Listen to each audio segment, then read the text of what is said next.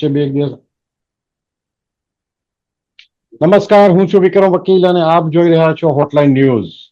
અંગ્રેજીમાં એક શબ્દ છે હોલિકાઓ, એટલે કે પવિત્ર ગાય. કેટલીક વ્યક્તિઓ માટે આ શબ્દ વપરાય છે કે જેમ કે મહાત્મા ગાંધી, કે એનાથી પણ ઉપરની સિદ્ધિ જેમણે મેળવી હોય અને એમને તમે કોઈ ટીકા ના કરી શકો, એ સંદર્ભમાં એવું કહેવાય છે કે ભાઈ એ તો હોલિકાઓ છે અથવા પવિત્ર ગાય છે. એમની સામે આપણે કંઈ એમના સામે કે એમના વિશે એમની ટીકા ના કરી શકીએ, બોલી નહીં શકીએ. હવે અમે હોટલાઇન ન્યૂઝમાં અમે એવું માનીએ છીએ કે કોઈ પણ વ્યક્તિનું તટસ્થ આકલન થવું જોઈએ, એ જીવતા હોય ત્યારે પણ અને જ્યારે એમનું મૃત્યુ થાય ત્યારે પણ. કારણ કે પત્રકાર તરીકે આપણો ધર્મ છે ને આપણી ફરજ છે કે કોઈ પણ માણસ ટીકાથી પર નથી અને વખાણથી પણ પર નથી. વખાણ પણ થવા જોઈએ જ્યાં જરૂરી હોય ને ટીકા પણ થવી જોઈએ. આપણા ભૂતપૂર્વ વડાપ્રધાન મનમોહનસિંહનું મૃત્યુ થયું ત્યારથી પ્રિન્ટ મીડિયા હોય, ઇલેક્ટ્રોનિક મીડિયા હોય કે ડિજિટલ મીડિયા હોય, દરેક જગ્યાએથી એમના વખાણના પુલ બંધાઈ રહ્યા છે. એનો વાંધો નથી, એમણે કેટલીક સારા કામ કર્યા પણ હતા. પરંતુ આ એક પક્ષે ચાલી રહ્યું છે. અમે હોટલાઇન ન્યૂઝમાં એવું માનીએ છીએ કે મનમોહનસિંહે જે 10 વર્ષ દરમિયાન વડાપ્રધાન પર રહ્યા હતા, એટલે કે 2004 થી 2014 સુધી યુપીએ શાસનમાં, ત્યારે ઘણા બધા ભ્રષ્ટાચારો થયા હતા, ઘણા બધા ખોટા કાયદાઓ લાવવાની તૈયારી થઈ હતી. એ ઉપરાંત મનમોહનસિંહ હંમેશા દબાઈને સોનિયા ગાંધીથી રહ્યા હતા અને બધા જ super prime minister Sonia Gandhi હતા, યુપીએના ચેરપર્સન, અને નિર્ણયો પણ તેઓ જ લેતા હતા. દિલ્હીના ઘણા પત્રકારો સાક્ષી રહ્યા છે કે મનમોહનસિંહની ફાઇલ ફાઇનલી ક્લિયર થવા માટે 10 જનપથ એટલે કે સોનિયા ગાંધીના નિવાસ સ્થાને જતી હતી. અને મનમોહનસિંહ સંમત નહીં હોય તો પણ વડાપ્રધાન પદે ચાલુ રહેવાની લાલચ, અને આ લાલચ કોઈના પણ હોય, મનમોહનસિંહ પણ સામાન્ય માણસ હતા, એ કઈ ભગવાન નહોતા, કે એ વડાપ્રધાન પદે ટકી રહેવા માટે એમણે ઘણા બધા કોમ્પ્રોમાઇઝ કર્યા હતા. આ બાબતે અમે વાત કરશું આજે જાણીતા પત્રકાર હિમાંશુભાઈ ભટ્ટ સાથે. હિમાંશુભાઈ, આપનું સ્વાગત છે. નમસ્કાર વિક્રમ. નમસ્કાર હિમાંશુભાઈ. આપણે ટ્રેન્ડ જોયો છેલ્લા 3 દિવસ દરમિયાન, મનમોહનસિંહનું મૃત્યુ થયું. કોઈ પણ માણસનું મૃત્યુ દુઃખદ હોય છે, પછી દાઉદ ઇબ્રાહિમ પણ કેમ ન હોય, પણ એમના મૃત્યુ પછી એમનું તટસ્થ આકલન થવું જોઈએ, જે આપણા દેશમાં એની સ્પેસિફિકલી મનમોહનસિંહ ના કેસમાં મને એ લાગ્યું કે આ થોડું વધારે પડતું થઈ રહ્યું છે. તમને કહું તો જાણીતા લેખક ખુશવંતસિંહ, અંગ્રેજીના જાણીતા લેખક, અને આપણા ચંદ્રકાંત બક્ષી પણ એવું લખતા હતા અને કહેતા હતા કે ભાઈ મૃત્યુ પછી માણસને અનટચેબલ નથી બની જતો, એટલે કે એ પવિત્ર ગાય નથી બની જતો, એનું પણ તટસ્થ આકલન થવું જોઈએ. હિમાંશુભાઈ. તટસ્થ આકલન તો ડેફિનેટલી થવું જોઈએ. તમે કહ્યું એ વાત પણ સાચી કે છેલ્લા 3 દિવસમાં એમના ગુણગાન જ વધારે ગવાયા છે, ટીકા નથી થઈ. એમના શાસનમાં જે જે બન્યું છે, જે ખોટા કામો થયા છે અને જેને કારણે ભારત દેશ ઘણો બધો આર્થિક ક્ષેત્રે પાછળ ચાલી ગયો છે, તેની વાતો નથી થઈ. માફ કરજો, કોંગ્રેસીઓ આ સાંભળશે તો કહેશે કે તમે તો અહીંયા આ ચેનલ ઉપર આમ બોલતા હતા ને. મેં તમને બહુ સ્પષ્ટપણે કહ્યું કે જે દિવસે કોઈ વ્યક્તિનું નિધન થાય પછી એ જો આપણા પ્રાઇમ મિનિસ્ટર હોય તો એ વાત તો બહુ સાચી છે કે હજુ જ્યાં સુધી એમનો દેહ પંચમહાભૂતમાં વિલીન ન થાય ત્યાં સુધી તમે એમને ગાળો ના આપો. બહુ ક્લિયર વસ્તુ છે કે ગયેલી વ્યક્તિની પાછળ એને આંગળી ચીંધીને વાતો કરવી નિરર્થક છે. પણ આ વસ્તુ બરાબર સમજજો કે નેશનલ ચેનલ ઉપર બધાની કેટલીક મર્યાદાઓ હોય છે. અમુક મર્યાદા સિવાય તમે વાત નથી કરી શકતા. જી. પછી એ એક્સ હોય, વાય હોય, ઝેડ હોય, ગમે તે હોય. એટલે કે મેં નેશનલ ચેનલ ઉપર એટલે સુધી કહ્યું છે કે જ્યારે એ વિવાદ આવ્યો કે મનમોહનસિંહનું, ડોક્ટર મનમોહનસિંહનું સ્મારક તેમને અગ્નિદાન દેવાયું તે જગ્યાએ કેમ ના કરાયું, મારો પ્રતિપ્રશ્ન શું હતો ખબર છે? શા માટે થવું જોઈએ તે? અને તમે રાજઘાટ ઉપર ડોક્ટર મનમોહનસિંહે જાતે કાયદો બનાવેલો કે રાજઘાટ ઉપર હવે જગ્યા નથી રહી, હવે પછીના પ્રાઇમ મિનિસ્ટર્સના ની સમાધિઓ અને સ્મારકો જે પણ બનાવવાના હશે તે જે તે સમયે બીજી જગ્યાઓ જોઈને બનાવશે. રાજઘાટ પર પોલ્યુશન વધી રહ્યું છે, જગ્યા નથી બચી. આ એમણે જ કરેલો કાયદો. અને આ સરકારે તો પહેલે દિવસે રાષ્ટ્રીય શોક, કેમ કે એ પ્રધાનમંત્રી હતા. સારા હતા, ખરાબ હતા, એ વાત પછી આવે છે. પ્રધાનમંત્રી હતા એટલે આ સરકારે તો કહી દીધું કે ભાઈ અમે એમને પૂરો સ્ટેટ રાજ્યની સલામી આપી ને એમને 7 દિવસનો શોક પણ પાડશું અને એમના નામે સ્મારક પણ બનાવશું. સરકારે તો બંધની વાત કરી, પણ જે આ કોંગ્રેસીઓની વધારે પડતી વાત છે ને, જે ત્યારે આ કહેવાનું મન થાય, તમે જે કહ્યું ને કે તટસ્થતાથી જ્યારે આપણે વાત કરીએ ત્યારે 10 વર્ષની અંદર, દર્શક મિત્રો, તમે ગમે ત્યાં આગળ નેટ ઉપર જઈને પાછળ સર્ચ કરી શકશો, તમને આમાં એક પણ વાક્ય ખોટું નહીં મળે. પહેલી વાત તો એ કે 10 લાખ કરોડના ગોટાળા છે તેમની સરકારમાં, 10 લાખ કરોડ. અને સ્કેમ તો કેટલા, એક પછી એક આવ્યા જ કરે. 2G scam, Colgate scam, Agusta Westland, ફલાણું ઢીકણું, કોમનવેલ્થ, જાત જાતના સ્કેમ્સ, 10,000 કરોડ. હા, એ વાત માની કે કદાચ મનમોહનસિંહ પોતે કરપ્ટ નહોતા, પણ એ વડાપ્રધાન હતા ત્યારે આ સ્કેમ થયા. હિમાંશુભાઈ, અને જો એ હિમાંશુભાઈ, પોતે એક મિનિટ, એક મિનિટ, એક મિનિટ, હું એક અહીંયા મિનિટ. એક પૂરું કરી દઉં, હમ. એ ના હોય તો પણ નૈતિક જવાબદારી વડાપ્રધાન તરીકે એમની છે. જો આપણે એમ માનીને પણ ચાલીએ અત્યારે કે આર્થિક રીતે એમણે કોઈ ફાયદા પોતાના માટે નથી કર્યા, હવે હું માનું કે નહીં માનું તે પછીની વાત છે, પણ વડાપ્રધાન તરીકે તેમના હેઠળ 10 લાખ કરોડના ગોટાળા થયા. દેશના અર્થતંત્રને કેટલું મોટું નુકસાન થયું, એ શેના કારણે, શેના માટે, જવાબદાર કોણ? તે સમયના પ્રધાનમંત્રી. આજે તો તમે જી, નરેન્દ્રભાઈ મોદી ઉપર બહુ તૂટી પડો છો. હા, હું એક એ આપી જ દો. કહું છું, એક મુદ્દો મારો એ જ છે કે કોંગ્રેસીઓ આ દરેક કૌભાંડની આપણે વાત કરશું ને, જે ઓન રેકોર્ડ છે અને કોર્ટમાં કેસ ચાલ્યા છે, જેલમાં પણ ગયા છે રાજા જેવા પ્રધાનો, બરાબર. તો કોંગ્રેસીઓ એમ બચાવ કરે છે, પણ એમાં મનમોહનસિંહ શું કરે? એમણે તો, એ તો પ્રમાણિક હતા ને, એ પ્રમાણિક હતા કે નહીં આપણે બીજી બાજુ પર મૂકીએ, પણ એ સર્વ સત્તાધીશ હતા અને એમના હાથ નીચેના મિનિસ્ટરો કૌભાંડ કરતા હતા અને એમની જાણ, સંપૂર્ણ જાણ એમને હતી. એટલે એ એવું નહીં કહી શકાય કે મનમોહનસિંહની જાણ બહાર થયું છે. એ થયું હોય તો વધારે ખરાબ કહેવાય કે મનમોહનસિંહ એટલા બધા ઇનએફિશિયન્ટ હતા કે એમના હાથ નીચે આટલા પ્રધાનો આટલા મોટે પાયે કૌભાંડ કરે છે અને ખબર નથી. જી વંશુભાઈ. હવે દર્શક મિત્રો, આ વાત તમને નહીં ખબર હોય, અત્યાર સુધી બહુ પબ્લિક ડોમેનમાં બહુ જ ઓછી ચર્ચાઈ છે, પણ એવું કહેવાતું હતું કે Dr.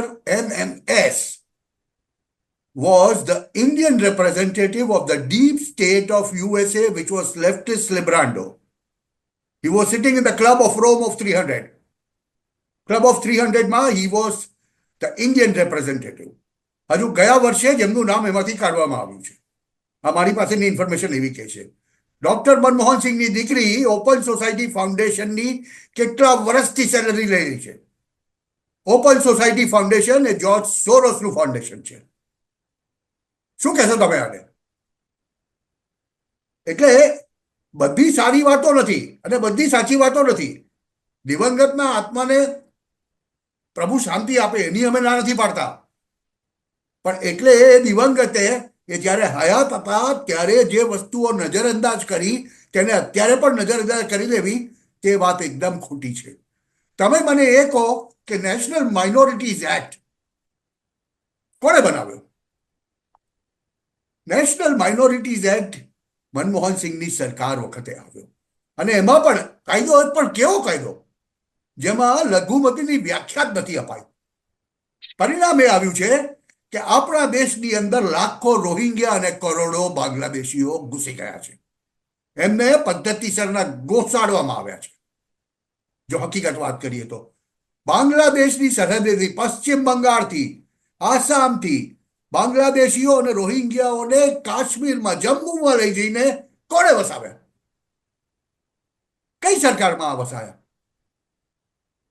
આનો કોઈ જવાબ આપશે? જ્યારે તમે રાઈટ ટુ એજ્યુકેશન બનાવ્યું તો તેમાંથી તમે મદ્રેસાસને બાકાત શું કામ રાખ્યા? આ પણ એક સવાલ છે. કેમ કે તમને આળ પંપાળ કરવાની આદત હતી.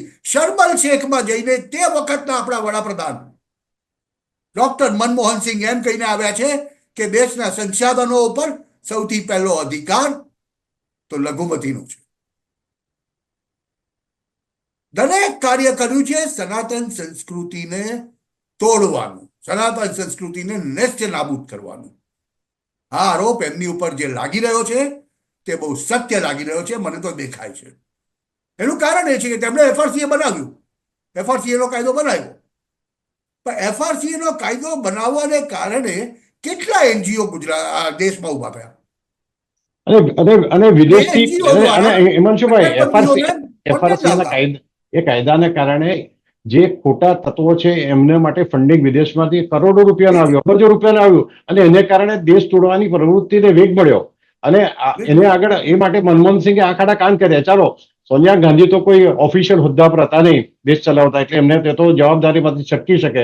એ વખતે રાહુલ ગાંધી પણ કોઈ સરકારી હોદ્દા પર હતા નહીં, પણ મનમોહનસિંહ તો હતા, વડાપ્રધાન હતા દેશના. તો એ કઈ રીતે એને આ બધું ચલવી લીધું? નહીં નહીં, અરે સાહેબ, આમાં સવાલ એ છે કે એમને એક બિરુદ વેસ્ટર્ન જર્નલિસ્ટે આપ્યું છે, જર્નલિસ્ટોએ આપ્યું છે. ઘણા બધા વેસ્ટર્ન પશ્ચિમી અખબારોમાં છપાયું છે. He was a puppet prime minister. હા, એ તો હકીકત છે, બરાબર છે. તેમના પીએસ સંજય બારુએ જે પુસ્તક લખ્યું છે તેમના વિશે, એક્સિડેન્ટલ પ્રાઇમ મિનિસ્ટર. યસ. અને આ બંને વસ્તુ એકદમ સાચી છે. હું અત્યારે પુરવાર કરીશ. કેમ કે ડોક્ટર મનમોહન સિંહ જ્યારે વડાપ્રધાન હતા તે સમયે તેમની ઉપર એક 15 સભ્યોની એનએસી બેસતી હતી, નેશનલ એડવાઇઝરી કમિશન. એના ચેરમેન કોણ હતા? સોનિયા ગાંધી. એટલે કોઈ પણ નીતિ વિષયક નિર્ણય લેવાનો હોય કેન્દ્ર સરકારે, ત્યારે તે ફાઇલ જ્યાં સુધી એનએસએ માંથી પસાર ન થાય ત્યાં સુધી મનમોહન સિંહ એની ઉપર સહી નહીં કરી શકે. સોનિયા ગાંધી હામી ના ભરે ત્યાં સુધી તે વસ્તુ બનતું નહીં. અને આપણા મૌની બાબા સતત મૌન રહેતા. વાત તો એટલે ખરાબ ગઈ કે જ્યારે એમણે એક ઓર્ડિનન્સ બનાવ્યું અને એ ઓર્ડિનન્સની નકલ પબ્લિકમાં ઉભેલા રાહુલ ગાંધીને કોઈએ આપી, તો એમણે આવા ઓર્ડિનન્સમાં હું માનતો નથી કરીને લોકોની સામે એને ફાડી નાખ્યું. એ તો કેટલું મોટું અપમાન હતું. કેટલું મોટું અપમાન. અને છતાં પણ એ ચૂપચાપ એમણે રાહુલ ગાંધીથી એમ દબાઈને બધી જ એમનું અપમાન સહન કરી લીધું અને એક હરફ સુદ્ધા નહીં ઉચ્ચાર્યો. હવે આને આટલા સ્પાઇનલેસ, એટલે કરોડરજ્જુ વગરના વડાપ્રધાન તો મને લાગે ઇન્ડિયા ભારતના ઇતિહાસમાં કોઈ જોયા નથી આપણે. તમે મદ્રેસા બધા છે, ગુરુદ્વારાને લેવાના, એમાં હિન્દુ ધર્મસ્થળોને લેવાના, પણ મદ્રેસાને બહાર રાખવાના. વક્ત એક બદલ્યો છે એમણે છેલ્લે 2014માં. તો આજે લાખો એકરની જમીન, આપણી 2000 વર્ષ પૂરા ગામ में આજે મુસ્લિમો ક્લેમ કરે છે કે અમારી વક્ફની જમીન છે. એ લોકોને એ સમજ નથી પડતી કે 1400 વર્ષ પહેલા ખાલી ઇસ્લામ તો જન્મ. ભારતમાં ઇસ્લામ આવ્યાને 800 વર્ષ થયા, 1000 વર્ષ થયા. ભારતની જે સંસ્કૃતિ છે, સનાતન સંસ્કૃતિ છે, તે હજારો વર્ષ જૂની છે. અને એટલે જ મેં એક દિવસ કહ્યું હતું, હોટલાઇન પર પણ એ વસ્તુ કહી હતી, મને તો બરાબર યાદ છે કે જ્યાં અગાડી મસ્જિદ હોય તેની નીચેથી મંદિર મળે જ છે. કેમ? કે આક્રાંતાઓ, વિજેતાઓએ અપમાનિત કરવા માટે ભારતીય સંસ્કૃતિને, મંદિરને ધ્વસ્ત કરી તેની ઉપર મસ્જિદના એ કર્યા છે. અને આવી રીતે કાયદાઓ બનાવીને, ખોટા કાયદાઓ બનાવીને તમે અઢળક લાખો એકર જમીન, કહેવાતું સેક્યુલર રાષ્ટ્ર રાખ્યું હતું, પણ મનમોહન સિંહની સરકારમાં મારો તો સીધો વાંધો છે કે 10 વર્ષની અંદર એટલા બધા નવા કાયદા અને જે ગંભીર ભૂલોવાળા કાયદા બનાવ્યા કે જેને કારણે જાણે કે ભારત એક ઇસ્લામિક રાષ્ટ્ર બનવાનું જ બાકી રહ્યું. કહેવાય છે સેક્યુલર, પણ બધા જ કાયદાઓ. હિમાંશુભાઈ, એ ઉપરાંત એક બીજી પણ એક વાત છે કે 2004 થી 2014 એટલે યુપીએ ગાળાના જે ટર્મ હતી અને મનમોહનસિંહ વડાપ્રધાન હતા, ત્યારે એવું કહેવાતું હતું ને, નીરા રાડિયા ટેપ જે એક્સપોઝર થયું ત્યાર પછી એના પુરાવા પણ મળ્યા હતા કે ગણ્યા ગાંઠિયા પત્રકારો નક્કી કરતા હતા કે કોને મિનિસ્ટરને કયા ખાતું આપવું, કયા મિનિસ્ટરને કયું ખાતું આપવું. અને આ વીર સંઘવી અને બરખા દત્ત જેવા પત્રકારોના નામ એમાં જગ્યા હતા. આઉટલુકે એના પર કવર સ્ટોરી પણ કરી હતી ને બધાને ઉઘાડા પાડ્યા હતા. ત્યારે મનમોહનસિંહ વડાપ્રધાન હતા અને મનમોહનસિંહના એ જો પત્રકારોને કહેવાથી મિનિસ્ટ્રી આપતા હોય તો બહુ આઘાતજનક અને શરમજનક વાત છે. અરે ભાઈ, ત્યાં સુધીની વાત છે જે આપણને બધાને ખબર પડે છે, દર્શકોને આજે કહી જ દઈએ કે એ સમય હતો કે જ્યારે 2009ની ચૂંટણી પછી પાછું મંત્રીમંડળ બનાવ્યું ત્યારે એક જાણીતી બહુ મોટા નામની, અત્યારે તો જો કે એમની કોઈ વેલ્યુ રહી નથી, અત્યારે તો એ એકલી સ્મશાનમાં બેસીને વિડીયો બનાવતી હોય છે, એ બરખા દત્તના ઘરે મીટિંગ થતી અને એમાં નક્કી થતું કે કોને કયું ખાતું આપવું. આ સુધીની વાત હોય કે જ્યારે ફોરેન ડિગ્નિટરીઝ આવે, કે માની લો કે ફ્રાન્સના પ્રમુખ ચિરાગ તે વખતે આવ્યા, કે બીજા કોઈ હશે, કે હું કદાચ નામમાં ખોટો હોઈ શકું, તો તે સમયે ભારતીય પ્રતિનિધિ મંડળમાં 3 થી 4 એવા પત્રકારો હાજર રહેતા કે જે નીતિ વિષયક નિર્ણયો લેતા. 2 નામ તમે દઈ દીધા, ત્રીજું નામ હું આપું, પ્રભુ ચાવલા, શેખર ગુપ્તા, અને આ બધાની આજે કોઈ વિસાત રહી નથી. જો મજાની વાત એ છે.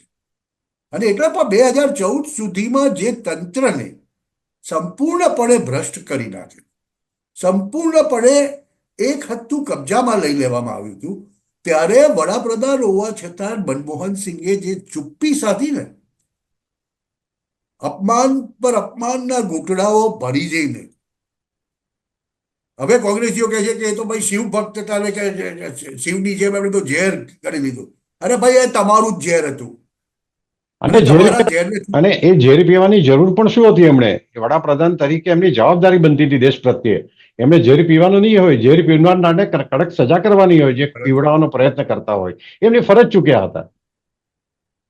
સંપૂર્ણપણે ફરજ ચૂકે છે. બેમાં મને તો બહુ કેટેગોરિકલ ફરક દેખાય છે. પીવી નરસિંહ રાવના 5 વર્ષ અને ડોક્ટર મનમોહન સિંહના 10 વર્ષ. પીવી નરસિંહ રાવના 5 વર્ષની અંદર ભલે 230 જ હતા એની પાસે પણ છતાં એમણે 5 વર્ષ કુશળતાપૂર્વક રાજ્ય ચલાવ્યું છે, કોઈને વશ નથી થયા. નિર્ણયો એક પણ દેશ વિરોધના નિર્ણયો નથી થયા. જ્યારે આ 2004 થી 14માં તો આ એનએસસીને માયબાપ બનાવીને ડોક્ટર મનમોહન સિંહે ચૂપચાપ ગુપચૂપ બેસી રહીને, મિતભાષી હતા, મૃદુભાષી હતા, બધી વાત બરાબર, હું એ વાત માનું છું. He was a very good gentleman. પણ ખાલી good gentleman can not be a good prime minister. Prime ministership માટે જે બોથવું જોઈએ, જે કડક નિર્ણયો લેવાની ક્ષમતા જોઈએ અને લેવાની તૈયારી જોઈએ, માનસિક રીતે પ્રામાણિક, એ વ્યક્તિગત પ્રામાણિકતા. શું કરવું છે મારે એ પ્રામાણિકતાને? જેનાથી દેશને નુકસાન થતું હોય એવી પ્રામાણિકતા બિનઉપયોગી છે, હું તો માનું છું. સંપૂર્ણપણે સંપૂર્ણપણે. તમે કઈ કેટલા ફેસલાઓ જોઈ લો, કઈ કેટલા ફેસલાઓ અત્યારે રિટ્રોસ્પેક્ટિવલી જ્યારે આપણે જોઈએ છીએ. આ મનરેગા બહુ સારી સ્કીમ હતી વિક્રમભાઈ. તમે મને કહો, હું પોતે વ્યક્તિગત રીતે માનું છું કે મનરેગા જો સાચા અર્થમાં કામ થાય, ઓન ગ્રાઉન્ડ ઇમ્પ્લિમેન્ટેશન થાય, તો બહુ સારી સ્કીમ હતી. તમે અઢળક તળાવો ખોદી શક્યા હોત. અઢળક એ પણ કામ કોંગ્રેસના રાજમાં પેપર ઉપર જ થયું. તકલીફ એ હતી. અને એ પૈસા એ મનરેગાના સહાયકોની જગ્યાએ વધારે માઇનોરિટીઝને ગયા. મારા ને તમારા ટેક્સના પૈસા તમે ભેદભાવપૂર્ણ રીતે વેચ્યા, એનું નામ મનરેગા. હવે આવી સ્થિતિ જ્યારે સર્જાય ને, ત્યારે આનો દોષ નહીં. ડોક્ટર મનમોહન સિંહે તો બહુ સારું કર્યું, બહુ સારી યોજના આપી. તમે શું કર્યું? અને ઇમ્પ્લિમેન્ટ ન થયું, એ સ્કીમ ના ચાલી બરાબર. આવું તો ઘણી સ્કીમોમાં આવું તો બને છે, અત્યારે પણ બનતું હશે, હું ના નથી પાડતો. પણ અત્યારે એક વાત હકીકત છે કે જ્યારે સરકાર એમ કહે છે કે 80 કરોડ લોકોને અમે ધાન આપીએ છીએ, તો across the country, across the religion બધાને મળે છે. હિમાંશુભાઈ, એક બીજી એક વાત તમને વચ્ચે અટકાઈને કહેવા માંગુ છું કે જ્યારે કોઈ પણ બાબતની ચર્ચા થતી હોય, બરાબર, ત્યારે આપણે ત્યાં એક કુટેવ છે કે ભાઈ આપણે મનમોહન સિંહની જે નેગેટિવ સાઈડ છે આપણે બહાર પાડીએ, ત્યારે તરત જ સામેની પાર્ટી એ કોંગ્રેસ હશે કે બીજા કોઈ પણ હશે, એટલે કે ભાઈ મોદી સરકારમાં પણ આમ થાય છે. પણ મોદી સરકારમાં જે થતું હોય એ અલગ ચર્ચાનો વિષય છે.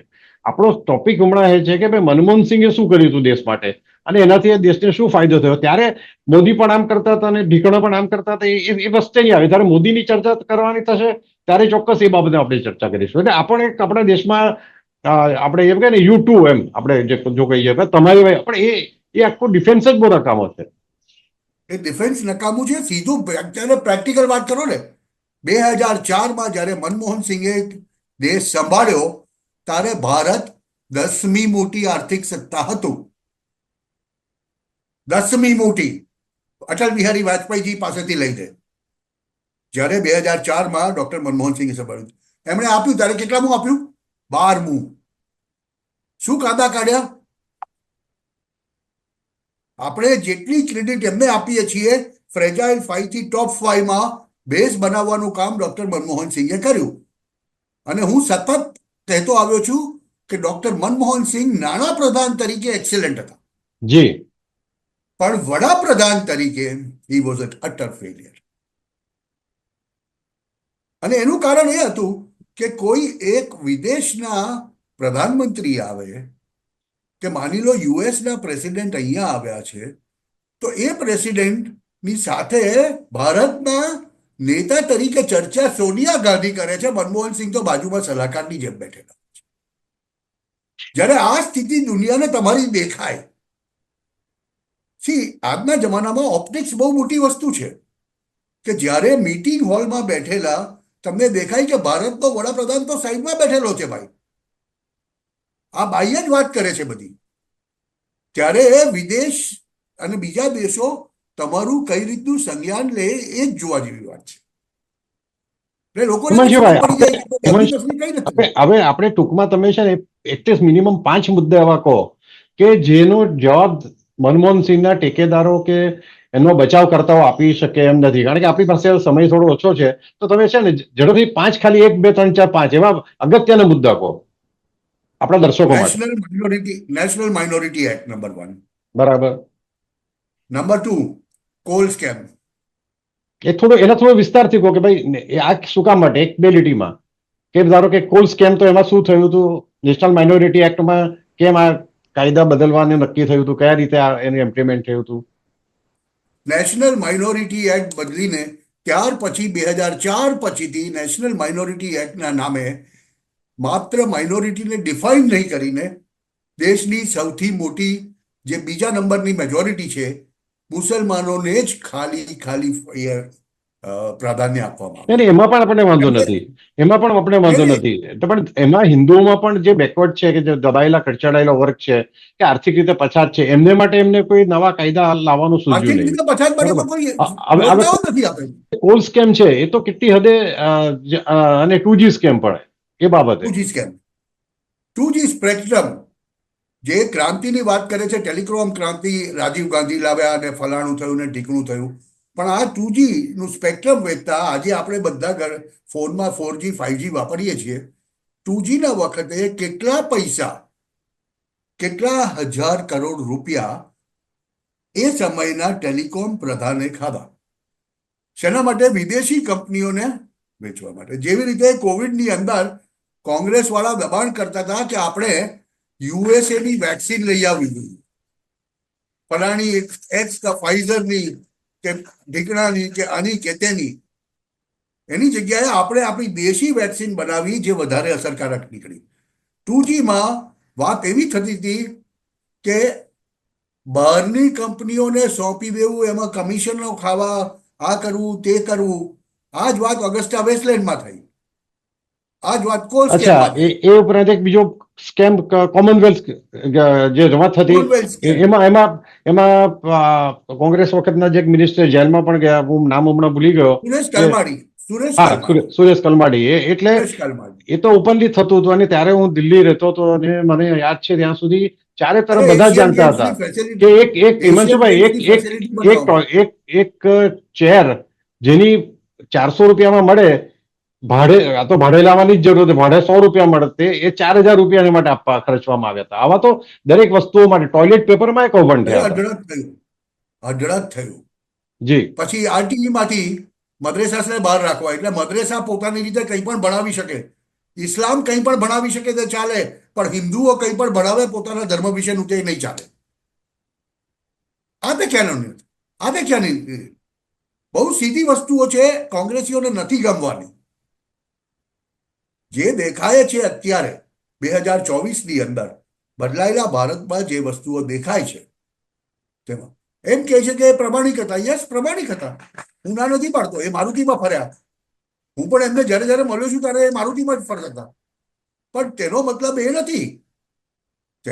એ નથી કે તેમણે લીધેલા નિર્ણયોમાં લોકોએ નથી કમાયું. તેમનું આખું પ્રધાનમંડળ સંપૂર્ણપણે કરપ્ટ હતું.